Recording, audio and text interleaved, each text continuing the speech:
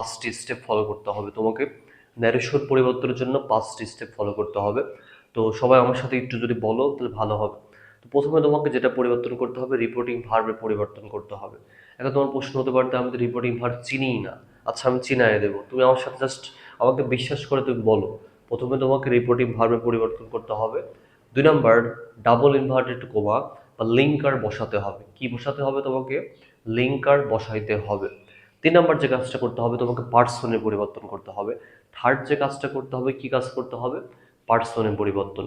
And fourth যেটা করতে হবে তোমাকে টেন্সের পরিবর্তন। অ্যান্ড লাস্ট ওয়ান, কিছু তোমার ডেমনস্ট্রেটিভ ওয়ার্ড আছে বা নৈকট্যবাচক শব্দ আছে, ওইগুলোর পরিবর্তন করতে হবে।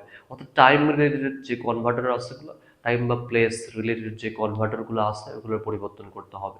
তাহলে আমি রিপিট করি যে কয়টা বিষয়ের পরিবর্তন করতে হবে? 5টি বিষয়ের পরিবর্তন করতে হবে। ফার্স্ট তোমাকে যেটা করতে হবে যে রিপোর্টিং ভার্বের পরিবর্তন। সেকেন্ড, ডাবল ইনভার্টেড কমা বা লিঙ্কার বসাইতে হবে। থার্ড, পার্সনের পরিবর্তন। ফোর্থ, টেন্সের পরিবর্তন। তোমার প্রশ্ন হতে পারে টেন্স তো আমি পারি না, বাট আমি টেন্সটাকে অন্যভাবে রিপ্রেজেন্ট করব। আশা করি তুমি বুঝতে পারবে। যখন করবো তখন তুমি বুঝতে পারবে। লাস্ট ওয়ান, তোমাকে টাইম রিলেটেড যে নৈকট্যবাচক শব্দগুলো আছে, কনভার্টারগুলো শিখতে হবে। যেমন দিস থাকলে দ্যাট হবে, টুমোরো থাকলে দ্য ফলোয়িং ডে বা নেক্সট ডে দিতে পারো, ইয়েস্টারডে থাকলে দ্য প্রিভিয়াস ডে। ওগুলো আমরা শিখবো।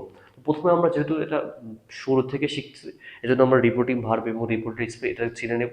এরপরে আমরা সেই বিষয়গুলো ডিটেলসে পড়ার চেষ্টা করবো। ওকে, যেমন তোমাকে বলা হলো হি সেড টু মি, সে আমাকে বলল যে I am going to college now. এই যে ডাবল ইনভার্টেড কমা শুরু হলো, এখানে বলা হলো I am going to college now, মানে আমি এখন কলেজে যাচ্ছি।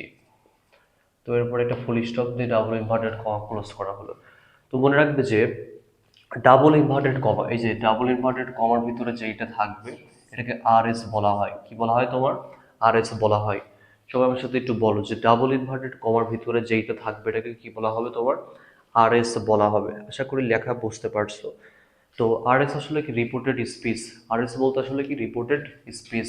তো আমরা একটু লিখে দিই যে রিপোর্টেড স্পিচ। এসতে তোমার কি হবে? স্পিচ। ওকে। আর এই যে হিটা আসলে সাবজেক্ট ছিল, সাবজেক্টের পরে এই যে অংশটা ছিল এটাকে আর ভি বলা হবে। তো ডাবল ইনভার্টেড কমার বাইরে সাবজেক্টের পরে যে ভার্বটা থাকবে ওটাকে আরভি বলা হবে। আরভি দ্বারা হয়তো তোমরা বুঝে ফেলছো যে আরভি মানে কি বলা হবে। এটাকে রিপোর্টিং ভার্ব বলা হবে। কি বলা হবে তোমাকে? আরভি বলতে রিপোর্টিং ভার্ব বলা হবে। তো আশা করি এই বিষয়টা তোমাদের আর ঝামেলা হবে না।